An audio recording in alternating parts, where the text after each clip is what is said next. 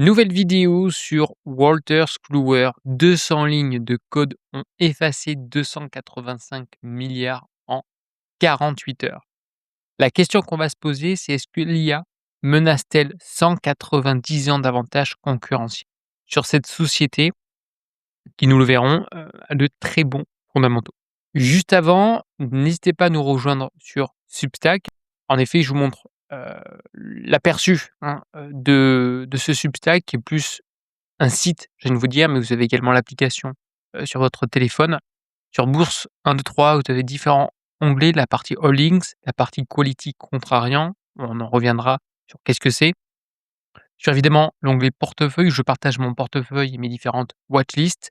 La partie REITs, donc la partie foncière cotée et la partie Sell Acquires, je l'annonce juste ici. Concernant Wolters Kluwer, j'ai écrit donc un article, heu, qui dure quasiment 1h30, qui est vraiment très, très, très, très long, je vous assure, là, on est qu'au début. J'ai vraiment tout analysé dans les moindres détails, sur tous les segments, que compose cette entité. N'hésitez pas à cliquer, le lien est dans la description, et dans les commentaires. Voilà, c'est vraiment une très belle, entité. Il y a pas mal de spécificités à connaître avant d'investir et de comprendre. On va survoler sur la vidéo YouTube. Si vous souhaitez aller plus loin, n'hésitez pas, le lien est dans les commentaires ou dans la description. Concernant Wolters Kluwer, un péage invisible sur les autoroutes de la régulation. Premier point, c'est une entité quand même qui a presque 200 ans d'existence, qui est quand même considérable. On est coté aux Pays-Bas, donc c'est bien éligible aux Pays-Bas. On a plus de 20 000 employés et un chiffre d'affaires à 6,1 milliards. Concernant la répartition du chiffre d'affaires par division, c'est un point qui est extrêmement important à connaître. Pourquoi? Parce que chaque division a ses avantages, ses inconvénients et ses concurrents. Donc la partie health, qui a plus de 26 ce qui est quand même considérable, on a de très belle marge. Je considère que c'est l'une, des meilleures divisions de cette entité. La partie tax et accounting, donc c'est la partie comptable.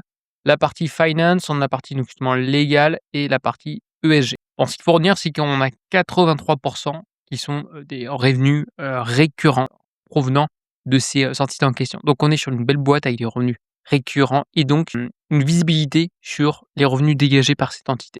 Alors, pourquoi je vous parle de cette entité? Parce qu'elle a très fortement corrigé. On en reviendra à la fin de la vidéo. Elle a pris quasiment du -40 à du -50. C'est une entité que je considère et que j'ai classée dans la partie quality contrariant. C'est-à-dire on est chez une boîte de qualité, mais qui a subi une très grosse baisse, une très forte décote. La raison, Claude, c'est l'intelligence artificielle. On a un plugin dans Anthropic, justement avec la partie, plugin juridique et donc le 3 février, le 5 février, on a Opus 4.6 qui va encore accentuer cette menace. On a évidemment, la panique, on a quelques personnes qui sortent de ces positions par peur que l'IA remplace certains logiciels et donc on a connu des corrections en 48 heures à plus de, -10, -14, -16 pour certaines entités. À ce jour, le 5 mars, Morningstar a, dégradé le MOT. On est passé de wide à narrow et la fair value de 150 à 120 €. L'impact boursier est immédiat, on a eu oui, des très grosses corrections. Le marché price la peur et pas les fondamentaux, comme, ceux qui ont pu lire justement mon analyse sur Substack. Comme mentionné par Morningstar, Equity Research, j'aime bien analyser, Morningstar notamment sur la partie mode. Le fait que Morningstar, justement est passé de wide à narrow, ça a un impact considérable, même pour un investisseur lambda, comme vous et moi. Ce qu'il faut remettre également, le contexte à sa place, la confiance long terme, il y a 15 ans, un horizon, qui va justement qui se réduit. On avait un horizon de confiance a priori de 20 ans et là on passe à 15 ans. Pourquoi? Parce que bien que la trajectoire à court terme reste intacte, nous ne pouvons plus garantir la durabilité du mode sur 20 ans face à la rapidité des modèles d'IA générative dans le juridique et la santé. Pour ceux qui ont évidemment, lu mon analyse sur cette entité, qu'est-ce qu'on peut constater? C'est qu'évidemment Wolters Kluwer, met en place évidemment de l'IA et sur l'ensemble de ses logiciels, que ce soit sur les segments de la santé, sur la partie donc comptabilité, finance, ESG et évidemment en droit. Donc évidemment qu'il y aura un impact de l'intelligence artificielle qui risque de venir. Mais vous inquiétez pas que ces grosses entités, constatent, anticipent du moins au mieux pour faire face à cette intelligence artificielle. Concernant les résultats ont été exceptionnels, ont été vraiment très bons, solides et rentables et a priori, c'est ce que le marché ignorait. On a des free cash flow en croissance par rapport à 2024 de plus 10, une marge opérationnelle à 27, les earnings par share plus 9, un ROIC 18, donc c'est super et une croissance organique à plus 6, ce qui est quand même considérable. On a également une croissance externe parce qu'ils rachètent également des logiciels sur leurs différents segments, de marché comme on a vu au préalable. Ce que je voulais vous mentionner, c'est un petit peu la stratégie, enfin du moins ma stratégie à titre personnel. En aucun cas mes propos sont des conseils en investissement, mais c'est ce que j'appelle du quality contrarian. On a une déconnexion entre le marché et les fondamentaux. En effet, en vert, je vous ai mis donc, les free cash flow par action, toujours faire par action parce que soit on a une dilution, soit des fois on a des rachats d'actions. C'est le cas de cette entité, on a quand même des rachats, et donc ces free cash flow ne cessent de croître au cours du temps. Alors les prévisions, là, je fais quelque chose à peu près de flat, hein, on ne sait pas de quoi est fait demain, mais a priori, on aurait quand même toujours une croissance. La réponse, pourquoi je m'attends également à une croissance un petit peu plus importante, parce que le fait d'ajouter de l'IA dans ces logiciels existants, beh, ça va dégager des revenus complémentaires. Donc aujourd'hui, le cours de l'action s'est effondré. En revanche, les free cash flow ne cessent de croître. Le free cash flow actuel, on est à peu près à 11 à ce jour. La médiane sur 10 ans, on est à peu près 22 fois. Donc c'est quasiment moins 50. Le yield, on a 8,6 contre 3,5 pour les obligations américaines. Allez, on arrondit peut-être 4 aujourd'hui. Fondamentaux, plus 10 de croissance sur les free cash flow et un ROIC à 18. Donc on paye ça très peu cher sur une boîte qualitative avec, comme on a vu au préalable, important de le mentionner, 83 de revenus récurrents. Alors les risques au niveau de l'intelligence artificielle, comme on a vu, il y a 5 divisions, il y a 5 niveaux. Le premier point, donc c'est la partie, santé avec une marge qui est excellente, qui est de 32. Je considère que le risque, est modéré. Pourquoi? Parce qu'on a une protection forte liée aux accréditations unique, on a énormément d'experts, l'IA générative hallucine encore trop pour la médecine critique. Je dis bien pour l'instant. On est, je vous dis, sur des logiciels, ça fait des années qui sont recommandés. Ce qui va être important sur ce type de structure, c'est qu'elle incorpore l'IA intelligemment dans les logiciels existants parce qu'elle dispose déjà de data et donc le fait d'avoir toutes ces data, il faut maintenant les rendre agréables, faciles à utiliser, parce qu'on a quelques concurrents que j'ai mentionnés dans mon analyse. Sur la partie comptabilité, c'est, l'une des marges les plus importantes, 35. Le fait de changer de logiciel, notamment sur la partie, taxes et comptabilité, bah, les coûts sont élevés. On a bon nombre de concurrents, mine de rien, sur ce segment de marché, mais, on a une stratégie, c'est le cloud sur ce segment de marché que Walters, justement a mis en place et donc ça génère encore une fois des revenus encore plus importants. De toute manière, j'ai développé vraiment dans le détail, sur mon analyse, hein. La partie ESG. ESG, on a quand même des marges qui sont assez faibles. C'est un segment qui est assez récent. C'est, je trouve, le segment le moins rentable, le moins intéressant, moins de 10 de marge opérationnelle. Alors on a des données évidemment, nous avons des données, propriétaires qui sont structurées, très bien. Après c'est une activité récente, hein, mais bon, voilà, dans l'absolu, ça reste vraiment infime. Ça représente qu'un petit pourcentage, du chiffre d'affaires, de l'entité. Sur la partie donc finance, pareil, je considère que le risque est modéré. On est à peu près à plus de 35 de marge opérationnelle. Ce qui va être substituable, ça va être les tâches simples. Sur la partie donc finance, et corpo. En revanche, les tâches qui vont être complexes, qui ne sont pas récurrentes, il y aura toujours besoin d'un logiciel en question. Je pense pas que l'IA va tout changer, hein. Évidemment que ça va aider, mais je pense pas qu'elle va impacter fortement, du moins pour l'instant, ce type de logiciel, notamment sur la partie, finance and compliance. Par contre, sur la partie légale, pour moi, le risque, il est élevé. Parce que le plugin d'Anthropic attaque frontalement donc la recherche juridique et la rédaction de contrat.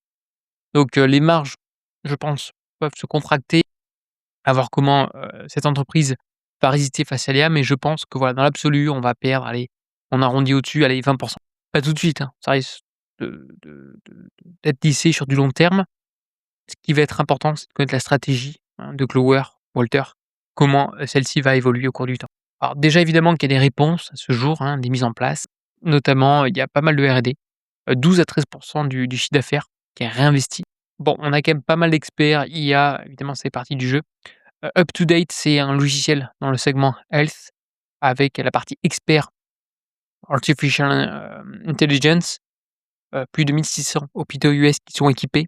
Objectif 70 mi-2026. Donc on a quand même de la croissance sur le segment santé et comme on l'a vu, c'est là où on a quand même une marge qui est assez importante. Sur la partie taxe, on a donc pareil un autre logiciel que j'ai développé sur Substack, le CCH Access Expert AI. Pareil, des modules, agentiques. L'objectif étant, c'est pareil, gagner du temps et chaque module évidemment a un coût supplémentaire, donc ça crée de la croissance encore pour l'entité. On a également Libra Legal AI Workspace, pricing power vs contenu seul. Pourquoi? Parce que c'est déployé dans différents pays, notamment sur l'Europe de l'Est, sur la partie légale. Ce que je veux dire par là, c'est que sur la plupart de leurs logiciels iconiques et ils sont en train de développer, d'intégrer de l'intelligence artificielle pour éviter de se faire distancer. Donc évidemment qu'ils ont estimé les risques, maintenant ils font tout en place pour réduire cette asymétrie, pas de dépendance critique à OpenAI, à Google ou Anthropic. On est quand même indépendant et c'est eux qui incorporent directement l'IA dans leur logiciel. Bon maintenant le marché vs la réalité. On va faire une petite comparaison, sur la valorisation, sur le price free cash flow. Alors pourquoi je fais le free cash flow? Parce que souvent le PER, on peut analyser le PER, mais comptablement ça peut être différent et deuxièmement, Wolters Kluwer fait de l'acquisition. Donc c'est mieux de prendre le free cash flow. Sur vers ses concurrents, alors je pense que la plupart des gens connaissent surtout SP, Global. Bon, ça se paye 25 fois, ça se paye quasiment 2 fois plus cher que Wolters Kluwer. Donc comme nous l'avons, vu précédemment, tous les fondamentaux de cette entité sont bons, la valorisation est attractive. Sur les autres entités, attention, ça se paye toujours cher. Le marché, à ce jour, price pour 3 hein, de free cash flow, ce qui est quand même plutôt, pessimiste. Pourquoi? Parce que dans l'absolu, on est plutôt à 10. On est à 6 organiques et 10 free cash flow par action.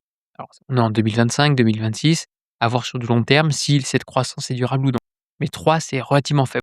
À 11,6 fois les profits, le titre intègre déjà un scénario de stagnation perpétuelle, ignorant les leviers de l'intelligence artificielle. Bon, mon verdict sur cette entité, je mettrai un 4 sur 5.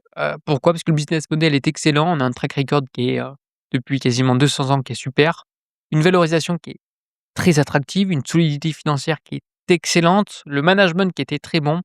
Le seul bémol évidemment, ça va être la partie IA, la capacité à faire face à l'intelligence artificielle et au vu des valorisations et au vu des fondamentaux, je pense que, en tout cas pour ma part, le risque en vaut le coup.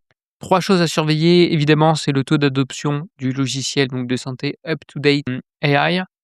La partie performance, pourquoi? Parce qu'on a un changement de CEO, c'est le premier bilan attendu pour les résultats du H1 2026. Évidemment, il faut surveiller tout changement dans l'allocation et notamment en M&A parce qu'on fait l'acquisition et les mouvements des big tech. Évidemment, si demain Anthropic, ressort un plugin sur la partie santé, attention, ce genre d'entité peut tout à fait corriger.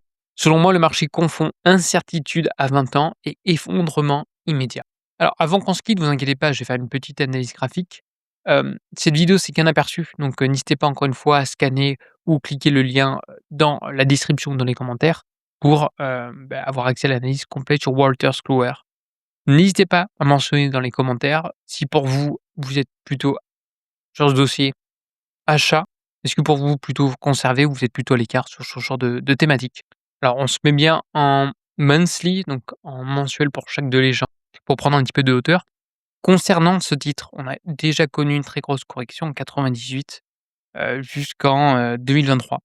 On a un RSI qui était extrêmement faible. À ce jour, on est à peu près au même niveau de RSI, mais ça peut évidemment continuer de baisser, puis après une très grosse progression au cours du temps, hein. Donc c'est quand même un titre qui n'a pas évolué en ligne droite, qui a connu certaines baisses avant de repartir. Donc c'est toujours bien d'avoir en tête ce genre de situation. À ce jour, par rapport au plus haut, on a corrigé à de moins 63 à plus de 60 donc ce qui est quand même considérable. Est-ce que pour l'instant les signaux, est-ce qu'on a des signaux de reprise? La réponse est non. On est toujours baissier.